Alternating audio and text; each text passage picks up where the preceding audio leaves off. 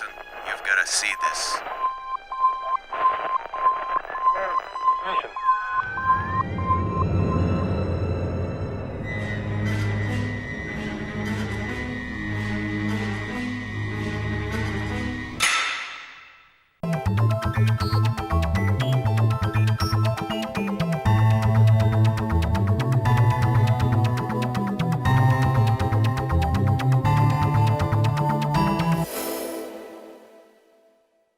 O programa Destaque de hoje está recebendo aqui nos estúdios o Dr. Manuelito Eduardo Campos, da Faculdade Integrada da Grande Fortaleza, com muito prazer. A Vanessa Ferre Almada de Queiroz, ela é formada em Pedagogia pela UNUFOR e pós-graduada em Psicopedagogia pelo UFC e atualmente cursa Gestão Escolar. A Vanessa foi professora por 7 anos de criança em escolas particulares e após o nascimento do seu primeiro filho decidiu realizar seu sonho, ter uma escola de educação infantil com muita qualidade para que os seus filhos estivessem num ambiente que desenvolvesse suas competências. Escolheu as teorias de Gardner como pilar para a proposta pedagógica. Sua teoria tem como base a teoria das inteligências múltiplas. Vanessa, muito prazer em recebê-la aqui no programa Destaque. Primeiro, eu sempre, quando entrevisto uma personalidade aqui, eu queria saber um pouco mais sobre a vida. Por que de repente você disse, não, eu quero trabalhar com crianças? Esse foi um sonho muito já depois de formado ou foi um sonho que você foi construindo ao longo da sua juventude? É um prazer estar aqui com o senhor, né, conversando e podendo falar um pouco da minha trajetória, que ela está só iniciando. E quando vem essa pergunta, realmente ela foi... Eu entrei na faculdade de pedagogia já pensando, ela foi um sonho desde a época que eu era adolescente. Eu sabia que eu ia trabalhar com crianças, né, principalmente com formação de pessoas. Então, as coisas realmente na minha vida foram todas... Elas foram todas traçadas, foram todas com o objetivo realmente de entrar nesse campo e de ter a minha escola. Então, para isso, eu realmente fiz pedagogia, me formei. Durante o tempo na faculdade, eu também trabalhei com crianças especiais, né? Eu fui voluntária da PAI, eu trabalhei em escolas particulares, até eu me sentir preparada para ter o meu espaço, a minha escola. Isso aconteceu com a chegada do meu primeiro filho. Aí você Com a chegada do meu primeiro filho, ainda voltei para trabalhar. E aí eu disse, agora é a hora. Eu tive um apoio muito grande, que foi do meu sogro, e ele disse, vai que a gente está junto nessa.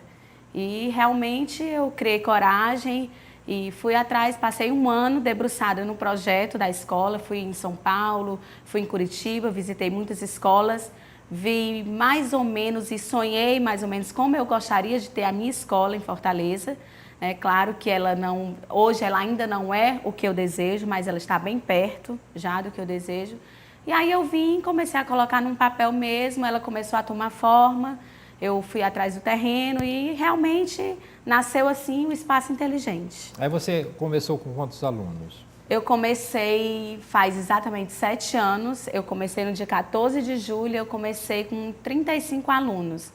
E você começar no meio do ano, quer dizer, uma escola nova, com uma proposta nova, formada por pessoas jovens, no meio do ano realmente foi um grande desafio.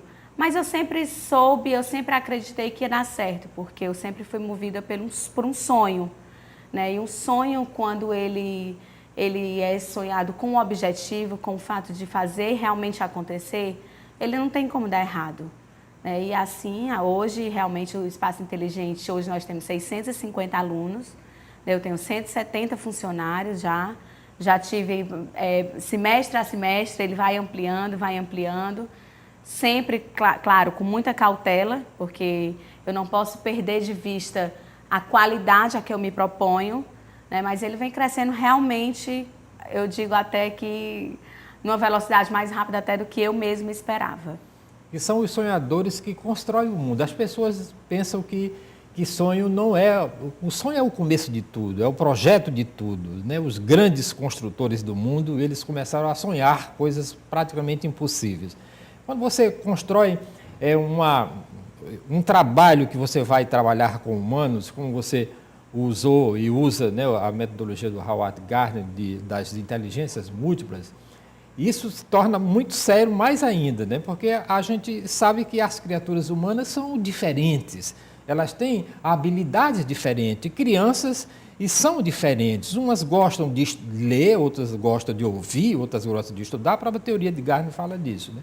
Mas e como é controlar e entender essas crianças no mundo moderno? Antigamente, eu, por exemplo, que fui criado e educado pela minha mãe, a gente tinha a mãe tinha um certo controle, né? Mas hoje, as crianças estão impregnadas de comunicação, elas vivem num mundo impregnado de comunicações, elas vivem já bebezinho querendo entender este mundo que o cerca, que seria impossível e improvável e que a gente visse isso nas crianças do passado. E como é dominar, uma massa tão grande de crianças com tantas inteligências múltiplas? Verdade. A teoria de Howard Gardner já nos ajuda a isso, porque falando assim, quando um pai vem visitar a escola e ele é leigo nessa área de educação, eu trago sempre para a realidade dele e eu pergunto, na sua época de colégio, talvez você não fosse muito bom em matemática, mas você era bom em português, ou você sabia se relacionar melhor com o outro, ou um amigo jogava futebol muito bem. E a teoria de Howard Gardner, ela vem exatamente trabalhando com essas diversas inteligências, né? Ele tem 8 inteligências, né? Ele foi um teórico que surgiu na década de 80, ele realmente é muito recente, e ele trabalha realmente com essa teoria, e a gente acredita nela. Então, na escola, nós temos vários espaços e vários profissionais preparados para trabalhar com essas inteligências. Então, para isso, a gente conta com uma equipe de nutrição, de psicologia, de fonoaudiologia, equipe de educadores físicos, nós temos artes, teatro, musicalização. Então, há uma equipe toda preparada para poder olhar a criança no seu individual e poder trabalhar com ela nisso. Então, às vezes, ele não chega na matemática do viés mais comum mesmo, que a gente vê em escola de educação infantil, mas ele chega na matemática através da musicalização. Por quê? Porque ele está preparado, ele tem uma inteligência mais voltada para essa área musical. Então, a gente usa a musicalidade para poder atingir o nosso objetivo. E no mundo de hoje, na verdade, as crianças elas são muito estimuladas. Elas não precisam nem buscar tanto. Está dentro da sua casa, está na televisão, está no tablet que a família tem, está no próprio celular. Elas mexem com muita facilidade. Muita facilidade. Então, a gente procura chegar mais próximo ainda para que elas tenham também interesse de aprender. Claro que a gente não mexe ainda com essa tecnologia muito grande porque eles são muito pequeninos.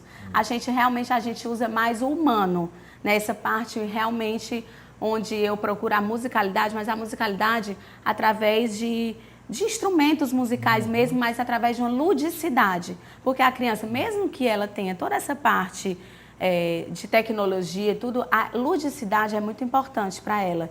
Então, a gente vem nesse viés procurando atingir a cada um e, ao mesmo tempo, controlar.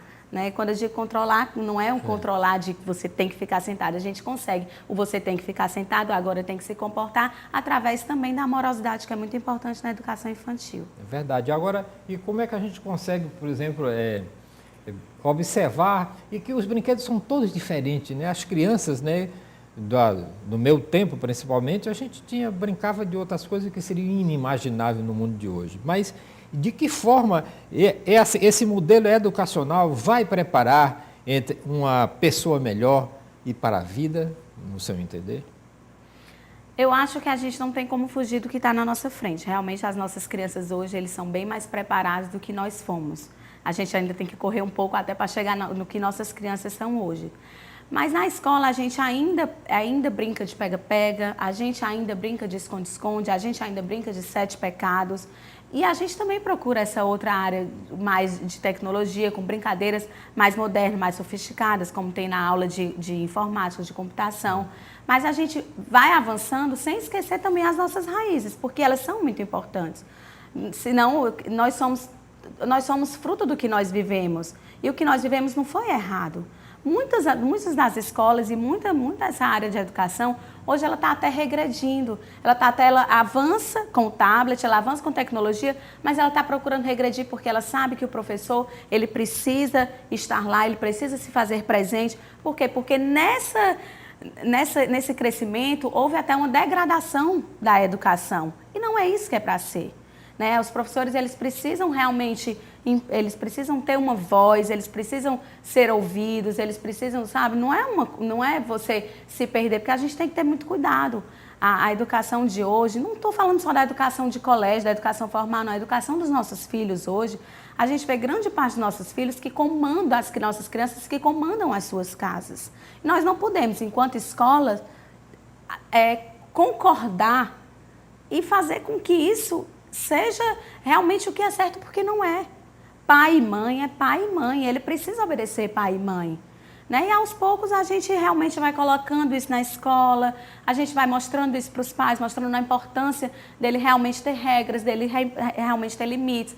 Porque se ele não tiver regras, se ele não tiver limites, ele não vai ser uma criança e nem um adulto feliz. Mas como é que hoje, no mundo moderno e que nós vivemos, como é que nós vamos conseguir controlar as nossas crianças se nós, os pais, saímos de casa cedo, certo? Muitas vezes deixamos as crianças sozinhas, quem toma conta geralmente é a criança maior, isso estou falando da população em geral, em que a mãe e o pai trabalham e chegam tarde da noite, quase não vê os meninos, a televisão, entendes entendes o guia talvez de determinadas crianças.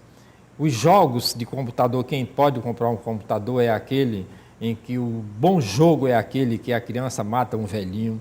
E como é que a gente pode ajudar a controlar esse outro lado e que não está na creche? Porque o governo disse que toda criança tem que estar na creche e quem paga a creche é a prefeitura. Hoje as prefeituras não só não tem essas creches, como não tem esses especialistas, porque quando eu vejo o professor para cuidar de criança, já é ruim um professor cuidar de uma turma já adulta, agora imagina cuidar de criança que precisa de cada vez mais de uma especialidade muito grande, um controle muito grande. Como é que a gente pode fazer? Saia da sua creche e caminhe para o mundo em sua volta e me diga como é que você vê uma solução para esse problema. Eu lhe diria que a melhor opção de antemão é realmente deixar numa creche. Mas como eu estou saindo da creche, eu acho que não tem outra receita. Eu sei que é muito difícil. Eu também sou mãe, eu também passo o dia todo fora. Seria muito difícil eu dizer que a mãe precisa estar mais presente. Mas seria difícil porque na teoria é isso que funciona. E na prática, às vezes, não é. Né? A gente precisa trabalhar, a gente precisa estar fora de casa, a gente precisa estar mesmo para poder dar para os nossos filhos o que há de melhor, o que a gente acredita que seja de melhor. Mas realmente a mãe, ela precisa o máximo, a mãe e o pai, né? Porque antes essa missão era mais destinada realmente à mãe, hoje ela se divide entre pai e mãe. Eles precisam estar cada vez mais próximos dos filhos. Né? Se tem uma pessoa de confiança em casa, tudo bem, mas não é mãe, né? Não é pai. Então eles precisam estar cada vez mais próximos. Para isso, eles precisam, às vezes, combinar o horário de chegada em casa, de sair um pouco mais tarde, e os horários que eles têm, né, vai dar um banho numa criança para poder ir para a escola, ele tem que fazer aquele momento como ele sendo o único. Muitas vezes você vai dar um banho numa criança, você já está tão apressado, você já está tão irritado com o seu tempo, que você vai também dar um banho irritado numa criança. E ela não tem culpa da sua vida, ela não tem culpa de você ter escolhido aquilo para você. Então, você tem que destinar o melhor que você tem, o melhor que você tem dentro de você, nesse momento que você está com o seu filho, seja dando banho, seja fazendo uma tarefa, seja assistindo um programa de televisão, seja brincando um jogo, seja no videogame com seu filho, qualquer coisa, ela tem que naquele momento dar o melhor que ela pode e que seu filho, a sua criança possa sentir isso e que possa ser um momento prazeroso e diferente. Porque não há, se eu disser aqui que é muito fácil e é muito comum que a mãe deixe de trabalhar e deixe de fazer alguma coisa porque seu filho precisa, eu estaria sendo realmente hipócrita. Não é uma realidade que se vive hoje. Mas dê o seu melhor no tempo que você esteja com sua criança, que com certeza isso já ajuda muito. E na hora das refeições, como é que a família hoje Faz a refeição para o seu filho, porque eu sempre estou voltando do passado para vir para o presente e para ir para o futuro, né? Cada vez mais, entende, as pessoas não têm aquele encontro que para mim sempre foi muito sagrado, estar todo mundo ali na mesa, porque aquela hora de se alimentar é igual a hora de aprender, no meu entender. Você tem que fazer aquilo com muito prazer, com muito carinho. Mas hoje, entende, o pai almoça numa hora, a mãe almoça numa outra hora, o filho almoça em outra hora. Muitas vezes nem em almoça em outro casa. canto, É certo? Que não é a sua casa, né? Qual é a hora que a família se reúne? Ela tem que, em algum momento, encontrar essa hora que eles vão se reunir. Se não for na alimentação e se não for durante a semana, que faça isso no final de semana. Mas existem princípios básicos que quem passa é pai e mãe, e essa hora da alimentação é realmente uma hora sagrada. Antigamente, nós sentávamos na mesa, esperava que o pai sentasse, é sempre a mesa, a cadeira dele era da cabeceira. Nunca ninguém sentou na cabeceira do Nunca pai, ninguém né? sentou. Ainda hoje, na minha casa, na minha família, é assim, né? Com o meu pai é assim. E nós esperávamos que o pai, né? Que ele primeiro começasse a comer, ele que fosse o primeiro, para que depois os outros pudessem se servir. Hoje isso não existe mais. E o filho sentar na mesa sem camisa? Sem camisa, Não exatamente. tinha a menor Não condição. tinha. Não tinha, mas aí eu acho que a família tem o dever de resgatar isso. É isso que eu estou falando, que eu tenho uma preocupação de se perder ao longo do tempo. Se a família não pode, durante a semana, estar junto, mas no final de semana, um dia à noite, eles têm que, em algum momento do cotidiano deles, encontrar brechas para que isso aconteça. Porque senão, meu Deus, como será o nosso mundo mais na frente? De pessoas que não têm valores, que não têm limites. E assim vai, porque hoje as crianças são pequeninas, depois jovens, adultos. E o que é que esses adultos que não receberam isso virão passar para os seus filhos? Então, se você não tem realmente um conceito de família, porque eu digo que família é a melhor coisa do mundo, Fantástico. mas ao mesmo tempo é também o melhor laboratório. Porque é onde você discorda, é onde você tem que aprender a respeitar o outro. E se os pais hoje não favorecem isso, as pessoas não vão ter noção do que é ser família, do que é ter uma família. Quem não tem noção do que é ser e ter uma família, como é que vai poder governar um estado, um município, um país? Ele não vai conseguir, porque ele vai achar que só existe ele no mundo. E não é. A gente sabe que não é. Quantas vezes nós precisamos ceder pelos nossos irmãos? Quantas vezes nós dividíamos quartos e nós precisávamos ceder as roupas, a cama, ou a luz que ficava acesa até mais tarde, ou apagada, tinha que apagar logo. Então, todas essas questões são muito importantes hoje para os nossos filhos, para que eles possam realmente lidar com o futuro que nem sempre é favorável, ou nem sempre é como eles gostariam que fosse. Porque hoje eu tenho uma preocupação hoje muito grande, que é com a falta de tolerância. A falta de tolerância, ela vem exatamente disso, dessa falta de construção de família. Essa falta de construção de família que acontece onde o ser humano é elevado, onde o ser humano é valorizado. Então, eu não estou em casa, eu, mãe, não estou em casa, eu, pai, não estou em casa. O meu filho sai de casa, eu não aceito que ele seja em nenhum momento que a opinião dele seja discordada. Se for na escola, o errado não é o meu filho, o errado é o professor, o errado é a coordenação. Então, com essas questões, o filho vai ganhando força. Ele vai ganhando força. E ele vai achando que ele pode. E que ele pode sempre mais e mais e mais. E, na verdade, não é. Sabe por quê? Porque quem vai sofrer depois é essa pessoa, é essa criança, é esse adulto, é esse jovem e todas as outras pessoas que vão estar também ao lado dele. Então, eu me preocupo muito com a falta de tolerância. E ela vem de família, ela vem de pai e de mãe. E vamos imaginar que uma família ainda, uma família moderna, ainda vá para casa almoçar e na hora do almoço, que na televisão, que na sala de refeições tem uma TV e que essa TV está passando programas de policial, certo?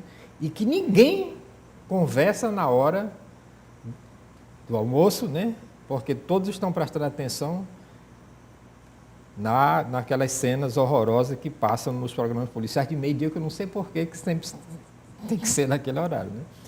E como é que uma família dessa pode construir alguma coisa se naquele momento de refeição, naquele momento de beleza, de discussão, de alegria, a gente não consegue, estando num ambiente desse? Você acha que seria uma boa educação as famílias manterem na sala de refeições televisão ligada na hora da refeição? Eu acho que nesse caso o melhor seria ele desligar a televisão. E Desligar. nem ter nesse ambiente. Nem né? ter nesse ambiente. E se tiver, que ela saiba, porque eu não sou a favor, eu particularmente, pessoalmente, Vanessa, eu não sou a favor de nada muito radical. Porque não ter televisão de jeito nenhum. Não ter. Eu acho que você tem que saber usar a seu favor. Então, num momento desse, se a família está toda reunida, existem poucos momentos como esse, por que não eles se desligarem a televisão e conversarem e falarem sobre assuntos afins mesmo? Às vezes Claro. uma bobeira que, assim, no momento, às vezes não, às vezes vem assuntos mais complexos, é um relacionamento de um, de outro, um filho e outro que precisam, né, a concordar em mais alguns fatores. Então, assim, nesse momento, eu acho que a televisão ela precisa ser desligada. Vamos falar um pouco sobre a creche Espaço Inteligente, né? Espaço O nome da sua Inteligente. creche. Eu queria saber o seguinte, e como é que você faz a contratação de professores? E existem professores especializados em cuidar de criança? Existe. Existe. Hoje eu tenho uma preocupação muito grande porque existem cada vez menos professores ou menos pessoas querendo ser professores. Aí o porquê aí a gente vem de uma questão de uma falta de valorização mesmo no nosso país, né? Assim, na verdade a gente paga, nós não temos, eu estou falando de escolas particulares. As escolas particulares elas não têm um incentivo. Elas não têm nenhum incentivo, Nem absolutamente né, nada. estadual, nem federal. Então, nós pagamos impostos muito altos. Né? E quando você paga impostos muito altos, às vezes impossibilita de você dar o salário para o seu professor que talvez ele mereça. Né? Então, a nível mesmo Brasil, está cada vez mais escasso essa profissão, essa procura. Você conversa com jovens numa sala de 60, um quer ser professor, nem isso. Né? Então, hoje, quando a gente procura, a gente realmente se depara com uma situação que eu acho que ela vai crescer e ela já me preocupa bastante. Né? Hoje, nós temos uma seleção criteriosa, né, para ser professor. Né? Nós realmente, nós olhamos primeiro os currículos, é preciso que ela tenha, aí nós temos professor regente, professor auxiliar, né? E dentro da empresa ela pode ir crescendo, ela pode começar a auxiliar, depois vir a ser professora auxiliar, professora regente, e pode chegar numa coordenação. Então, nós temos várias etapas e nós pegamos, na verdade, pessoas que têm o desejo e que amam fazer isso, amam fazer criança. Às vezes elas não vêm com uma experiência toda, uma bagagem muito grande, mas a gente forma na escola. Até porque a teoria das inteligências múltiplas, como é algo muito novo, na faculdade isso nem é muito estudado. Então a gente traz e a gente dá toda a base mesmo de formação para que ela se prepare. Essa formação acontece continuamente. Depois que vem o currículo, também elas fazem uma prova. Há um dia que é marcado e as pessoas fazem prova e elas só ficam, depois da prova, elas já começam a estagiar, então elas passam por 3 etapas até chegar na entrevista e a gente saber se realmente a professora ou o professor está apto ou não para estar no espaço inteligente. Então há realmente uma seleção muito grande para poder estar no espaço inteligente. E as pessoas todas têm que estar na faculdade ou ser formadas. Quando ela está na faculdade, ela é professora auxiliar. Quando ela já é formada, ela pode chegar a ser professora regente. Você acha que a diferença é muito grande de uma criança que frequenta, entende, um espaço desse, uma creche dessa para a criança e que não frequenta esse espaço, não tem essa socialização? É muito grande, muito grande. Há, sim, uma distância muito grande. Eu consigo, se você me colocar aqui 2 crianças de 3 anos, eu consigo lhe dizer, e uma estudando, eu estou estudando, eu consigo lhe dizer quem estuda e quem não estuda. Há uma diferença muito grande. No tônus da criança, né? No andar, no caminhar, como no falar, na socialização, é uma diferença muito grande. A criança que estuda, ela tem muitos benefícios, muitos mesmo. A própria que só segurança a escola, da vida dela. E que só a escola pode proporcionar. Né? Porque, às vezes, enquanto pai, enquanto mãe, você, às vezes, impede o seu filho de ir um pouco mais na frente, porque você tem receio que caia, receio que se machuque, receio... E a escola, ela proporciona isso. A criança pode ir mais, ela pode alcançar mais. Porque nós trabalhamos com amor, mas nós somos profissionais. Então, assim, não há só uma visão de que eu tenho medo que caia. Ela sabe que ela precisa ir mais na frente. Para isso, muitas vezes eu vou estar segurando a mão dela ou estar um pouco mais distante, mas observando. Então, a escola realmente proporciona. E aí, com isso, com esse, às vezes, subir um degrau para uma criança de 2, 3 anos é um grande desafio. A criança que consegue subir um degrau de 2, 3 anos, lá na frente ela tem uma segurança muito grande na vida, porque ela já passou por aquilo ali e na nossa vida nós vamos subir nos degraus. E você consegue perceber quando, no meio da multidão, eu digo no meio da multidão porque sempre são muitas crianças, alguém que tem um certo destaque, que pode ser melhor aproveitado e melhor trabalhado, que poderia ser um grande profissional no futuro. É possível perceber nessa idade? É possível perceber nessa idade. É exatamente aí que entra... Essa liderança, né? É exatamente aí que entram as inteligências. Tem criança que tem uma inteligência interpessoal, que é essa inteligência de lidar, que ela já lidera com 2, 3 anos, ela já lidera de forma magnífica. Então, a essa criança, a gente pede ajuda, a gente recorre, a gente traz e estimula mais ainda a liderança dela. Como a criança que tem uma grande questão musical, uma grande inteligência linguística. Então, a gente vai reconhecendo, a gente vai nomeando e vamos intensificando. Não, a gente continua trabalhando as outras, mas a gente vai trabalhar mais ainda, com mais destreza essa que ela possui mais. E é impressionante como já existem líderes com 2, 3, 4, 5 anos. A história costuma diz que Albert Einstein era muito ruim em matemática, né? Pois então, mas quem sabe se o jeito dele talvez fosse um pensador, né? O matemático sempre é um filósofo, né? Todos os filósofos eram matemáticos e todos os matemáticos, grandes matemáticos, são filósofos ainda hoje, né? E às vezes as pessoas, através da visão, do diagnóstico visual, você pode realmente enxergar, né? Uma pessoa diferente da outra que possa ajudar. Nós conseguimos, e a gente tem uma equipe bem preparada para isso. Nós temos... Aí lá vocês têm psicólogo? Eu tenho 2 psicólogas, eu tenho 2 fonoaudiólogas, eu tenho 2 nutricionistas, eu tenho 6 coordenações. Então, realmente, nós temos uma equipe bem preparada exatamente para procurar, para perceber e para poder trabalhar individualmente, porque dentro de um contexto, mesmo quando nós temos muitas crianças, nós trabalhamos individualmente cada criança. Então, às vezes, acontece também na criança com 4 anos, não está conseguindo acompanhar a idade de 4 anos, então a gente volta um pouco, ela volta um pouco para que a gente possa também conseguir atingir aquela criança. Então, a gente pode ir para mais, como a gente também pode chegar um pouco menos, porque a gente respeita realmente a individualidade de cada um.